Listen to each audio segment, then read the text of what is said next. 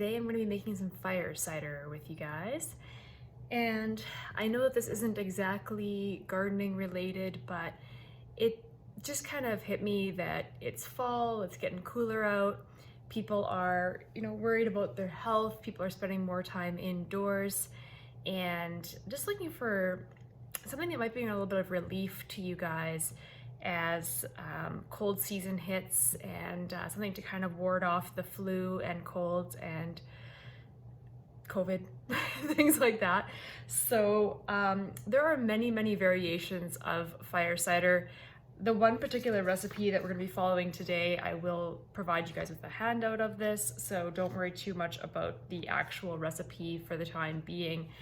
More so, I wanted to show you guys that in life, especially with herbal remedies or a lot of these types of things, we really do not have to go by the book.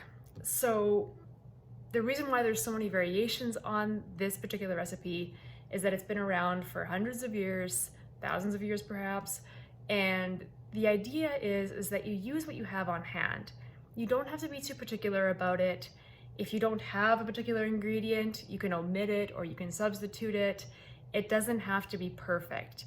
And so I'm going to show you today some of the substitutions that I'm making, some of the changes that I'm making, some ways that you can kind of tweak it based on what you have. And especially when you live out in the middle of nowhere, this type of skill is a very good one to have. Mostly because you don't want to have to drive an hour both ways to just pick up one or two ingredients. So you kind of make do with what you have on hand. So today I'm going to show you a whole bunch of variations, different substitutions, different things that you can do and use to be able to make your own fire cider at home. And this stores for a very long time, months, possibly even years, depending on how potent it is. And it's something that can be just made in advance, and it can be on hand for whenever you need it.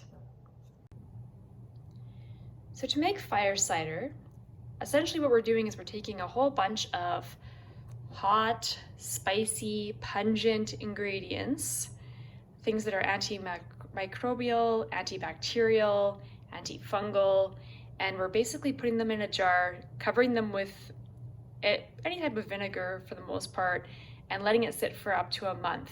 And then we strain this and we get a really strong brewed vinegar that can be mixed with honey and put into hot water for a nice tea type drink.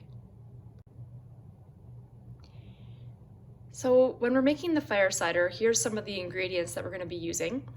I have tripled this recipe. If you're wondering why there's so many of all these ingredients, it's because I'm not going to be making a quart jar. I'm going to be making more like a gallon jar of fire cider. This is because when it comes to preparations like this, I figure go big or go home. If I'm going to be giving these out as gifts or using them for myself and I'm going through all this effort, I might as well make a lot of it. So just so you know, you would have a third of as much of all these ingredients as what I have here. But first of all, it calls for grated ginger root. Now, for most of these things, like the ginger and the horseradish and the onions and the garlic and even the lemon zest and lemon juice, I don't want to sit there and shred things by hand and grate them and juice them and zest them and all of that because I'm just too lazy. So essentially what I do is I just take all of those things, toss it in my food processor. My food processor has a really nice shredding type of attachment on it. And depending on which of these items I'm shredding, I might use the coarse type function or the more fine function. But considering all we're doing is soaking this in vinegar and we're trying to extract all the goodness out of it, it doesn't have to be real perfect. And you can even still have the skins on things like the ginger and the horseradish, as long as there isn't any major dirt or mud on them. And the onions I would peel and then just toss the whole onion in to basically shred them up. Now keep in mind that these things are very pungent, and as we all know, when we cut onions and they make you cry, you are gonna maybe want to open up your windows of your house during this stage. So first, the recipe calls for half a cup of grated organic ginger root, which again, I don't bother peeling. I just will use in this stage and I will just put it through my food processor. And then it calls for half a cup of grated horseradish root. This was actually harvested from my garden. Horseradish is something that we can grow exceptionally well in Saskatchewan. You can actually find it wild in a bunch of places too. I've even seen it on the hillside near the Regina Airport. I've seen it near railroad tracks. I've seen it in all sorts of places. Again, if we're going to be harvesting anything in the wild, we always want to make sure that it's from somewhere that isn't contaminated. For cleaning roots like horseradish or burdock or anything like that, medicinal, or anything that's really quite rough and kind of difficult, I basically just run it under water and take a stiff brush and try and brush most of the dirt off of it. I'm not too picky as to how perfect it is, really, especially for something like fire cider, because with the fire cider, we're going to be straining it anyways, so it really doesn't matter too much if there's still some kind of root bark left on or anything like that. You can use a toothbrush. Actually, fingernail brushes work really well for this too. And then basically once that's done, if there's any patches that are like really kind of gnarly or anything like that, you can kind of flake them off, or even just scrape or take a vegetable peeler and just kind of clean them up a little bit. But for the most part, as long as there isn't giant clumps of mud or anything like that on these, then they're usually clean enough. Next, the recipe calls for 10 cloves of organic garlic. Now, when you look at the cloves that I have, these things are monsters. Each one is probably like 4 or 5 regular cloves. So I just kind of eyeball it. I'm not too concerned with exact quantities most of the time. And although the recipe calls for chopped jalapeno peppers, all that I have on hand is some dried hot Hungarian peppers. I had them left over from last year and I haven't used them yet, so I figured why not use those. I'll end up just shredding them. You could also just use dried chili flakes or pretty much any kind of hot pepper that you have on hand. So as far as the herbs go that are in this, it calls for rosemary leaf, which you can use dried or fresh, doesn't really matter too much. The vinegar will still extract all of the goodness out of it. You can also substitute that for sage. They have kind of similar properties in this type of recipe.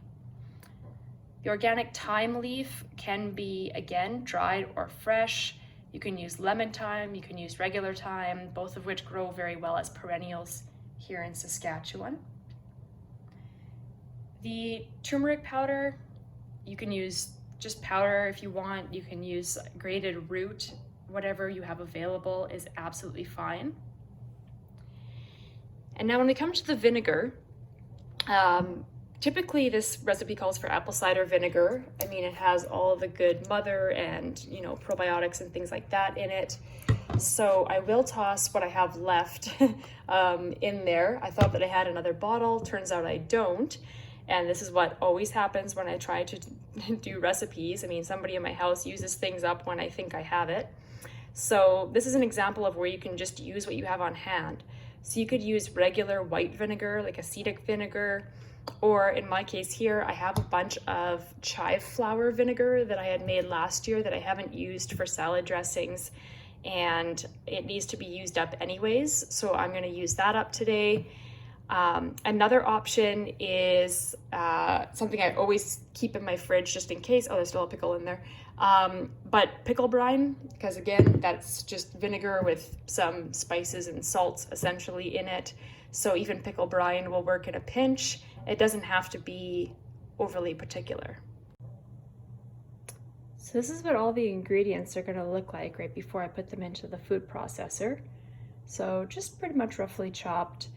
Just realized as I was chopping the horseradish that it's quite tough and fibrous. So grating it through the food processor might be a little bit more difficult than I originally thought. And also with the ginger, or sorry, with the, actually, yeah, the ginger and the garlic and the peppers, wanting them a little bit finer, I decided that actually this attachment is likely going to be a lot better for my food processor instead of the shredder. So I'm going to give that a go. So now that I've added the last of my vinegar, you can see I still have a little bit of space left in the jar. I'd recommend that as well, even if you're using a quart jar, just to make sure that there's going to be enough headspace that you're going to be able to shake this every once in a while. And now we're just going to put that basically into a cool, dark place, and we're going to shake it for about a month every once in a while, whenever we remember to shake it. And then we're going to strain this out and make a beverage out of it.